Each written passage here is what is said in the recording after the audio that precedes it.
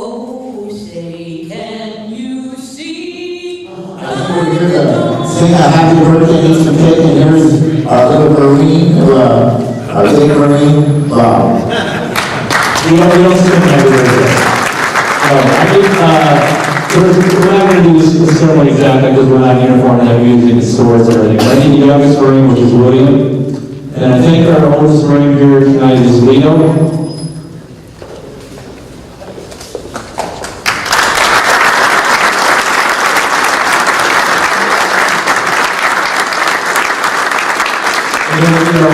I think we have three of our four guests of honor, Ben, Jerry, and Bridget. They can come up here. What we're going to do is have the oldest Marine make the first cut into the cake, which that'll be you, if you want to cut into the cake, Leo.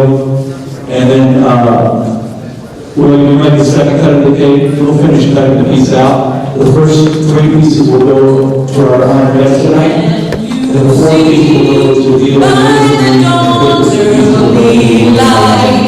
what so proudly we hailed at the twilight's last gleaming, whose broad stripes and bright stars through the perilous fight o'er the ramparts we watched were so gallantly streaming.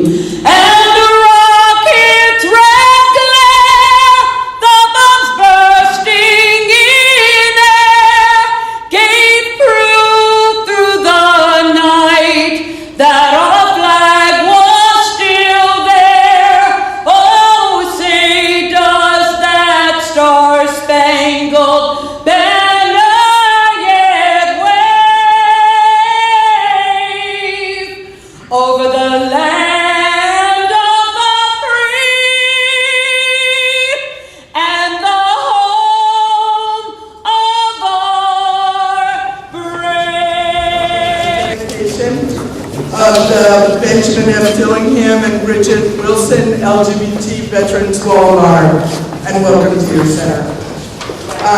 It was Nicole Murray Ramirez's concept, and as far as we understand, it's the only place thus far in the nation that will contain names of LGBT service members who are serving and have served prior to being free to serve and being outnumbered. And we're excited about recognizing those folks who have given so much for our country, for all of us, and have had to do it in extraordinary circumstances. You know, I come from a military family. My father was in the Army. My brother, who's gay, was in the Navy. When I went there, they immediately made me a 4F. Maybe it was the dress I was wearing. You know, today is another important historic occasion, not only for our community and this dedication of one of the first. Think about it. We researched this. This is one of the first. There's been statues and stuff, but this is one of the first LGBT veterans balls of honors where names will come up, and it started here in San Diego, rightfully so. We should feel very proud of that. It has been my hope that our community never, ever forgets this journey of ours and the sacrifices of so many. Look around this hall. Look around and you'll see other walls of honors and the names of activists whose shoulders we stand on. For my beloved community, for all the victories, and for the heights we have attained and achieved, we have done so on borrowed wings of many who have gone before us. Our fight to serve openly and proudly in our armed forces has been indeed a long struggle. And in San Diego leaders, activists, and heroes that come to mind are such as Jim Woodward, Jerry Gilmo, Bob Lehman, Herb King, Ben Gomez, R. Keller, Joseph Rocha, Will Kennedy Rodriguez, Alan Sandy, Sean Sala, Evelyn Thomas, Lisa Cole, Carl Metcalf. These are but a few. Let's give them a round of applause. You can see these names There's some of us that are seniors, and some of us that have been in the struggle are much younger. It says that our fight for equality is in good hands, and that the new generation is continuing that fight. Over 3 decades, as I said, Bridget has assisted thousands of service members in fighting the U.S. military's anti-LGBT policies. And even though donor stem cells have been repealed, the issues haven't gone away, problems for LGBT service members haven't all been resolved, and I know that Bridget will continue to be there to help fight those battles. So that's why it's more than fitting that our LGBT Veterans Wall of Honor is named for her. Bridget, thank you for all you do around the cause for Bridget. I need to call out my spouse, who as of last month has spent 30 years putting up with me chasing this Holy Grail. Really chasing this Holy Grail. The second year we were together, I spent most of my life working with women involved in witch hunts.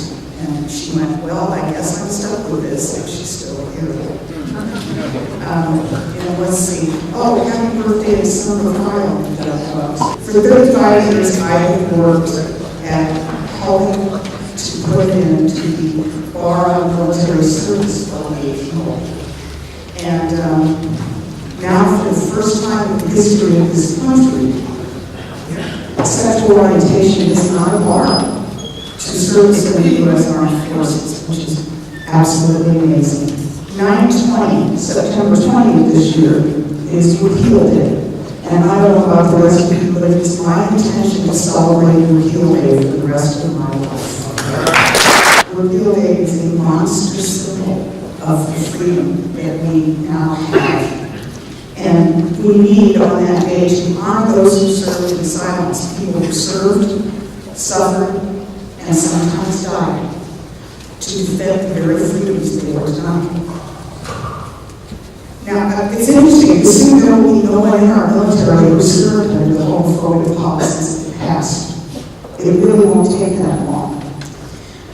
And we need to maintain the ability to tell the story of that past, to remind everyone where they came from. So most of us in this room, though not all of you who are still serving, but we're all veterans. Most of you in this room are veterans, and now we are veterans. We are something different than we were before. And now we have a duty to be out veterans and to become the advocates for the rights of veterans and for service members in an entirely different way. It's not that we don't need our gay organizations. The American Veterans for Equal Rights and OutServe and the people that serve members of the Legal Defense Network, all of those people are necessary to protect our people in uniform and help them gain the benefits that their straight colleagues are entitled to that they are not. So we can take our place. And we have really pretty much 3 tasks to take on. The first of those tasks is to get out of the way. Because now our service members can speak for themselves. We don't have to speak for them. We need to support them in a different way. Second is to become a part of those mainstream veterans organizations, like the VFW and the American Legion, that have spent years spewing out homophobic venom against us. We need to take our place at that table, and we need to demand that they do what they are chartered by Congress to do, which is to represent all veterans. Which is why we need to be out veterans, so we can advocate for ourselves and all of those who are in the uniform and continue to do so, because you cannot fight for equality in the closet. I have the great honor of introducing a hero in our community, and many of you know about Ben Dillingham because he is a legend in San Diego, in the San Diego LGBT community and beyond. He has a lot to his credit, and I'll repeat some of the things you already know. He served as the Chief Financial Officer and Controller for the San Diego Metropolitan Transit Development Board. Many of you know that he was the Chief of Staff to San Diego Mayor Maureen O'Connor. He was the Board Chair for the AIDS Foundation San Diego. He is a part of the Wall of Honor Committee and sits on the San Diego Human Dignity Foundation Board of Finance. He's served in a number of other roles in the community, many of them a long list, and he would kill me if I read every one of them, so I won't do that. But many of you also have a sense of, which you may not know, that he is a veteran. More importantly, he is a decorated combat veteran from the Vietnam War. He was a Marine, once a Marine, always a Marine. We have a few Marines here.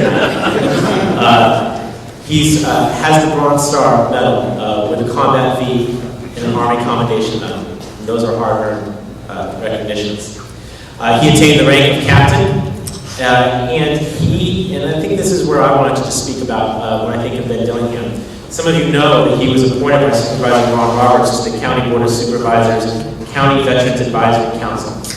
And I had an opportunity to go once a month, early on a Saturday morning, is that right? Both of us were not necessarily awake, but we were there.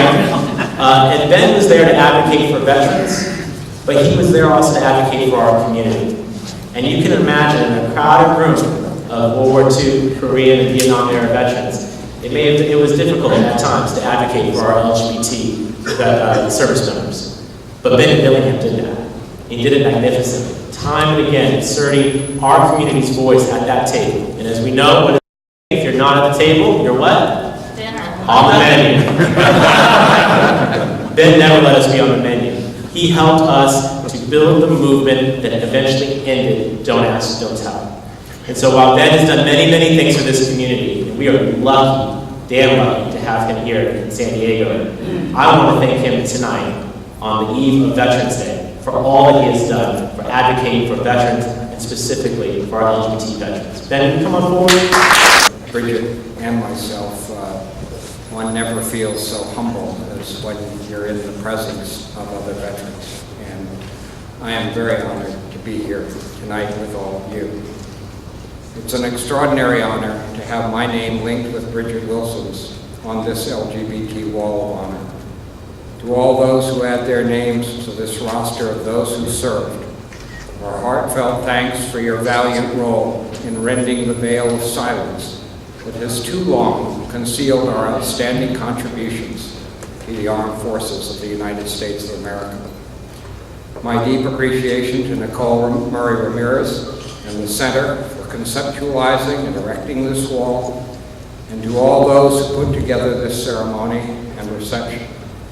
To our many allies in the offensive to claim our right to openly serve, especially Presidents Clinton and Obama, our eternal gratitude. This wall is our community's groundbreaking effort to recognize and restore the humanity stolen from those who dared to don their country's uniform despite being persecuted for their sexual orientation. May this wall forever challenge all Americans to ask the why of it, and let our LGBT community always stand ready to tell the wall's tale of steadfastness in the face of institutionalized inhumanity. Our pride is not in having borne the yoke of oppression, but in liberating ourselves from the silence which equaled death. As with most memorials, it is difficult to envision the scope of the struggle, sacrifice, pain, and anguish that stand behind each name to be inscribed on this monument. We served in degrading and forced silence about ourselves, and were frequently brutally and humiliatingly exposed. Now we hope our names will provide a dignified visual voice to the injustice with which our nation denied our very existence as valued citizen soldiers, sailors, airmen, and Marines. Over the land.